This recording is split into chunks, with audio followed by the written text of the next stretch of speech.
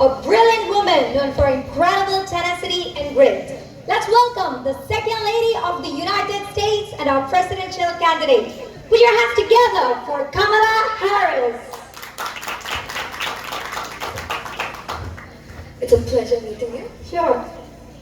Have a seat, please. Thank you. So you went from a lawyer to the first female vice president of America. So what inspired you to become a lawyer and eventually pursue a career in public service? At the very heart of it, I believe the main reason why I decided to pursue my path of law was to help people. Because growing up as a young girl in the Bay Area, I was always acutely aware of a lot of systemic inequalities that my family, particularly being a blended one, faced regularly. And I had a very strong sense of justice in me, which was instilled by my parents, particularly my mother. And I and my younger sister Maya, my parents used to often take us to civil rights marches. And funny story actually, my parents met at a civil rights march as well. So you could imagine the upbringing I had growing up. And very often, I used to remember my mother. She used to sit me down, look me in the eye, and she used to tell me, Kamala, you may be the first to do many, many things, but make sure you're not the last. So these words were definitely the ones I'd say that kept on going through my head every single time I decided to choose or do something significant, like when I applied for law school and then graduated and then became the senator. So I'd say my mother's words were definitely a driving force to push me into being what I am. And more than anything, I always wanted to help those who weren't able to stand up for themselves and, find a voice, become a voice for people who did not have any of their own. So I'd say that's why I decided to become a lawyer and later the vice president. So yeah. That makes perfect sense when it comes to you, and it's interesting to see how your mother has been a driving force for you throughout your life. Now, let me ask you, how do you balance your personal and professional lives being in such a high-pressure role? If I'm being very honest, I find it extremely difficult to do that. I do not manage things as well as you'd expect me to, but I try to prioritize, alright? I try my best. And what I do is, when I prioritize things, it's most usually self-care. And for me, that usually means surrounding myself with my loved ones.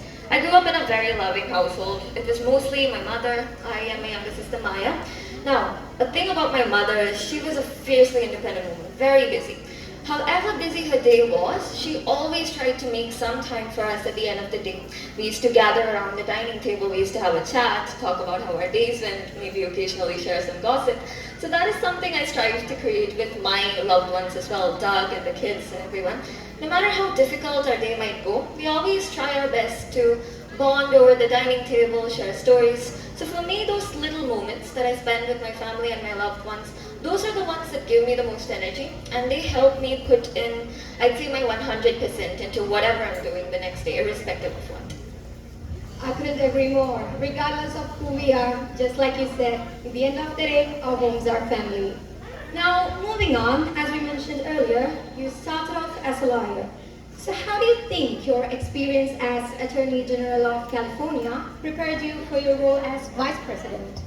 I'd say the biggest thing that I learned from my attorney days was the importance of leadership and what being a good leader truly meant. I mean, it is not easy for a woman to go down the path of law because it is quite a tough and competitive world. So it's very easy to settle for an easy compromise, but that doesn't always mean it's the solution.